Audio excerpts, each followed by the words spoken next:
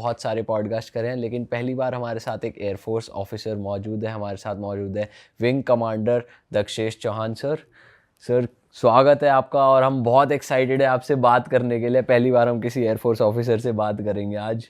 धन्यवाद शुभम। कैसे हो आप? हाँ बिल्कुल एकदम बढ़िया, आप बताओ। All good sir.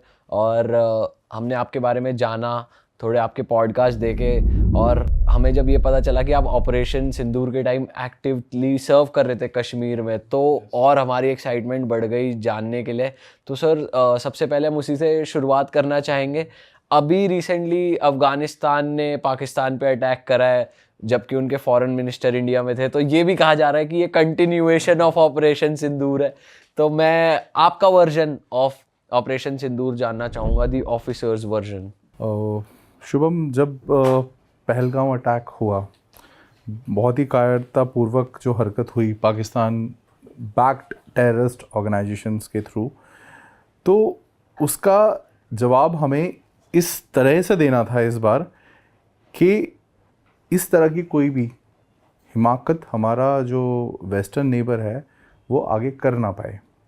तो इसके लिए 24 अप्रैल के बाद जब ये पहलगाम अटैक हुआ, हमारी जो सारी फोर्सेस हैं वो हरकत में आई कि हमें जो जवाब देना है वो उस लेवल का हो कि उनकी जो स्पेशली जो उनकी आर्मी है, पॉलिटिकल लीडरशिप है, उसको एक स्ट्रॉन्ग मैसेज जाए एंड पूरे वर्ल्ड ओवर एक मैसेज जाना चाहिए कि हिंदुस्तान के साथ अब तुम इस तरह का पंगा नहीं ले सकते। तो हमने वो ऑपरेशन प्लान किया एंड 6 मई की नाइट या 7th मॉर्निंग, जो भी इसे आप बोलें, हमने ये ऑपरेशन सिंदूर लॉन्च किया। एंड हमारा जो प्राइम फोकस था वो फोकस था जो all over Pakistan occupied Kashmir में एंड मेनलैंड पाकिस्तान में जितने भी टेररिस्ट आउटफिट्स हैं उनको हम निस्तो नाबूद करें। हमने बहुत प्रिसाइज तरीके से बॉम्बिंग करी। उनके 9 टेररिस्ट कैंप्स जो हैं उनको हमने कंसिडरेबल डैमेज पहुंचाया। काफ़ी सीनियर कमांडर्स के जो रिश्तेदार थे वो उसमें मारे गए उस नाइट में। और हमारी जो गवर्नमेंट ने क्लियर मैसेज दिया कि ये जो हमारा जवाब था ये सिर्फ और सिर्फ टेररिस्ट आउटफिट्स के अगेंस्ट था। हमारा कोई भी कदम ना ही पाकिस्तान आर्मी के अगेंस्ट है, ना ही पाकिस्तान एज अ कंट्री के अगेंस्ट है। हम इसको यहीं पे ख़त्म करना चाहेंगे, बट अगर वहाँ से किसी भी तरीके का रिटालिएशन आया तो उसका मुंह तोड़ जवाब दिया जाएगा। अब Pakistan army and Pakistan leadership को भी अपना मुंह बचाना था, है ना। वो तो चलते ही इसी मुद्दे पे है कि कश्मीर का और हिंदुस्तान से टसल का जो मुद्दा है वो किसी ना किसी तरीके से जीवित रखें, वही उनकी रोजी रोटी है। सही बात। तो उन्होंने जिस भी तरीके का रिप्लाई दे सकते थे उन्होंने वो किया एंड उसका फिर जवाब और अच्छी बेहतर तरीके से हमने दिया। एंड 10th की मॉर्निंग, जो 10th ऑफ मई की मॉर्निंग में जो 90 मिनट के हमने ऑपरेशन जो किए, उसमें उनके 11 एयर बेसिस को, उसमें अब मैं ज़्यादा डीप में नहीं जाना चाहूँगा, बट कंसिडरेबल उनको डैमेज पहुँचा दिया। जिसके बाद वो शाम को वहाँ से पैगाम आया कि जी हुजूर हम आपसे दोस्ती चाहते हैं। जिसका क्रेडिट ट्रम्प चाचा ले गए। ट्रम्प का अब क्या कहा जाए, ठीक है। ट्रम्प हर जगह बीच में अपने को इन्वॉल्व करता है, बट वो सॉर्ट आउट कुछ भी नहीं करा सकता। वो अमेरिका एक इस तरह का कंट्री है, वो कहीं पे दिक्कतें पैदा कर सकता है, कहीं की दिक्कतें समाप्त करा नहीं सकता। वो यूक्रेन रशिया को लड़वाया। फिर ट्रम्प ने जो अपना उसका जब इलेक्शन कैंपेन था उसमें उनका मेन जो मुद्दा था वो ये था कि अगर मैं पावर में आऊँगा तो ये जो यूक्रेन और रशिया जो टसल चल रहा है ये विद इन अ मंथ ख़त्म कर दिया जाएगा। वो आज भी चल रहा है। इज़राइल और इसको ईरान को लड़ाने वाला ट्रम्प, ठीक है।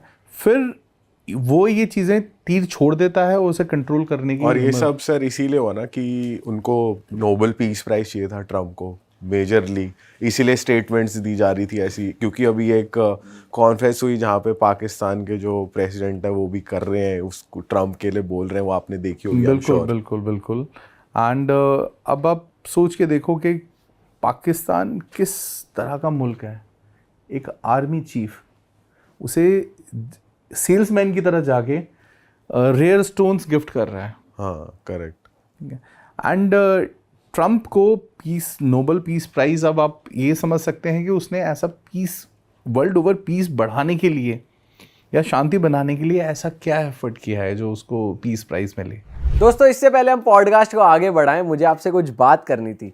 जैसा कि आपको पता है, हमें वीडियोस बनाते हुए 10 साल हो गए हैं और इन 10 सालों में हमने YouTube, इंस्टा और फेसबुक पे काफ़ी सारी ऑडियंस गेन करी है।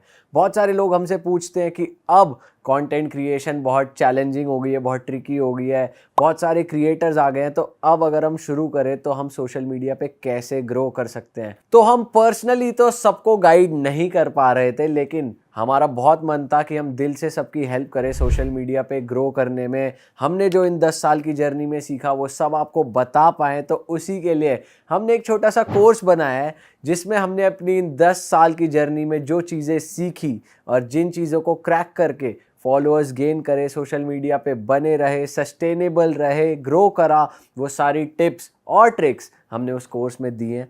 आई एम श्योर आप अगर उस कोर्स को देखोगे तो आपकी भी बहुत ज़्यादा हेल्प हो जाएगी। तो आपकी फील्ड कोई भी हो, कंटेंट क्रिएशन आज के टाइम पे एक नीड बन चुकी है अपने बिजनेस को ग्रो करने में, या फिर आपका कोई भी काम हो, अगर वो ऑनलाइन नहीं है तो वो सक्सेसफुल नहीं हो पाएगा आने वाले टाइम में। तो ये कोर्स आपकी मदद करेगा सोशल मीडिया पे आपके हैंडल को ग्रो करने में। तो हमारी वेबसाइट का जो लिंक है वो डिस्क्रिप्शन में भी मौजूद है, यहाँ पर भी लिखा आ रहा है, आप जाइए एक बार जाकर उस कोर्स को एक्सेस कीजिए और अपनी कंटेंट क्रिएशन की जर्नी को शुरू कीजिए। चलो अब बातों को आगे बढ़ाते हैं। सर, मैं पहलगाम की बात करना चाहता हूँ फिर से। जैसे कि जब ऐसा कुछ अटैक होता है तो जो इंडिया को रिटेलिएट करना था, आपको ऑर्डर्स मिलते हैं ऊपर से, तो पूरा देश को मालूम पड़ा अटैक हो जाने के बाद।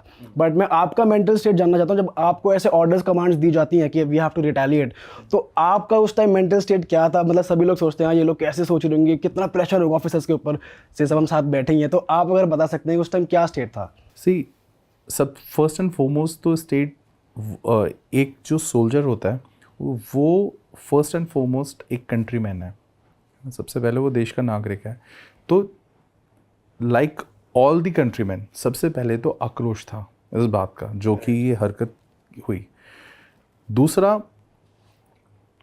हमें इस तरह से प्लानिंग हमें करनी थी कि हम जो जवाब दें वो ऐसा मुंह तोड़ जवाब दें, and at the same time हमारे लिए सिंस मैं वैली में था, हमें ये कंफर्म था कि जो ऑपरेशन वैली से तो 100% होना ही है, ठीक है, वैली तो इन्वॉल्व होगा ही यहाँ से तो ऑपरेशन। तो इस बात का थोड़ी तसल्ली थी कि बदला लेने का चांस हमें तो मिलेगा। एंड 24 की नाइट से ही हमारी सारी फोर्सेस इंक्लूडिंग पैरामिलिट्री फोर्सेस हरकत में आ गई थी। हमने अपनी जो एजेंसीज थी वो हरकत में आ गई थी, एंड हमने प्रिसाइज अपनी प्लानिंग शुरू कर दी थी फ्रॉम 24th नाइट इटसेल्फ।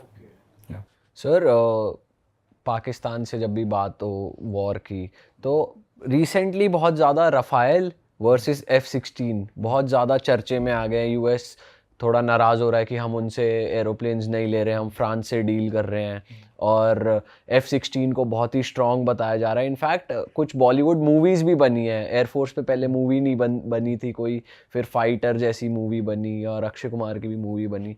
तो मैं आपसे रियल लाइफ एक्सपीरियंस आपको है, आप फ्लाई करते हो, तो मैं जानना चाहूँगा क्या पाकिस्तानी F-16s वाकई उतने पावरफुल है, या रफ़ाएल ज़्यादा पावरफुल है, या पावर चलाने वाले के हाथ में होती है? आप इसको कैसे देखते हो, जो एयर डिफेंस पावर है दोनों कंट्रीज़ की? See Shubham, it's always man behind the machine which matters.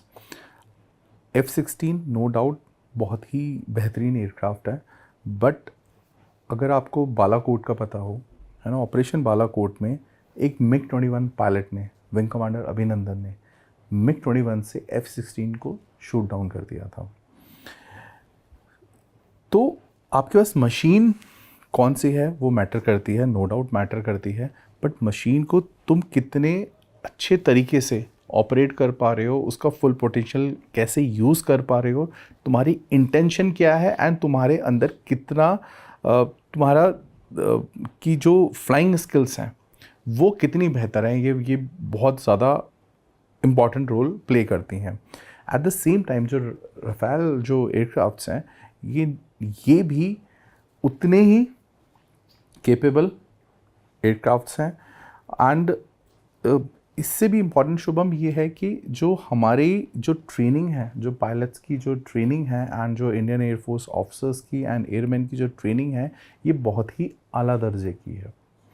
And Hindustan की जो फ़ौज है, फ़ौज इंक्लूड्स ऑल थ्री सर्विसेज, इसने कभी भी कंस्ट्रेंट को लेके ज़्यादा हाय हल्ला किया नहीं है। उन्होंने जो भी कंस्ट्रेंट्स रहे हैं उस कंस्ट्रेंट में रहते हुए हमेशा रिजल्ट्स दिए हैं। एक बहुत ही फेमस बैटल है, battle of Haifa. Battle of Haifa first world war, battle of Haifa में घुड़सवारों की यूनिट जो प्रेजेंट डे 61 कैवलरी है, उस टाइम पे Jodhpur lancers, Mysore lancers and Hyderabad lancer के नाम से थी ये। वहाँ पे under the leadership of major Dalpat Singh Shekhawat 400 घुड़सवार लोगों ने 3000 German soldiers and plus Ottoman Empire, उस टाइम पे ऑटोमन एम्पायर का रूल था सेंट्रल एशिया पे। बैटल ऑफ हाइफा मतलब हाइफा एक शहर है प्रेजेंट डे इज़राइल में। वो एक पोर्ट सिटी है एंड वो वहाँ से रोड एंड रेल कनेक्टिविटी है इन दी एंटायर सेंट्रल एशिया। तो हाइफा बहुत ही स्ट्रैटेजिक लोकेशन थी ब्रिटिशर्स के लिए। तो इस रेजिमेंट ने 400 घुड़सवार ने 3000 जर्मन सोल्जर्स को वहाँ डिफीट किया, जो कि जर्मन सोल्जर्स इक्विप्ड थे मशीन गन से, राइफल से। इन्होंने सिर्फ भाले और तलवारों के ज़ोर पे वो सिटी जो है कब्ज़े में लिया। And thanks to battle of Haifa जो आज इज़राइल का अस्तित्व है, उसकी जो फर्स्ट नींव डाली थी वो हिंदुस्तानी सोल्जर्स ने डाली थी बैटल ऑफ हाइफा में, जो कि 1917 में वोट किया। तो इट्स ऑलवेज जो आपकी जो प्लानिंग है एंड जो आप अपना जो भी आपके पास वेपन है आप उसको कितने ऑप्टिमली यूटिलाइज कर पा रहे हो अपना रिजल्ट अचीव करने के लिए। अरे वाह, आपने ये वीडियो यहाँ तक देख ली भाई, तुमने हमारी मेहनत सफल कर दिया। तुम ही लोग हो असली रियल हिट। और अगर आपको बहुत मज़ा आ रहा है ऐसी क्लिप्स में, ऐसी वीडियोस में, तो फटाफट जाइए प्लेलिस्ट पे बिंज वॉच कीजिए, सारी वीडियोस देख डालो और मौज काटो। That is it. हम मिलेंगे नए पॉडकास्ट में, नई क्लिप में। Till then bye bye, see you, take care, do subscribe. Best of real talk online. Okay, bye bye.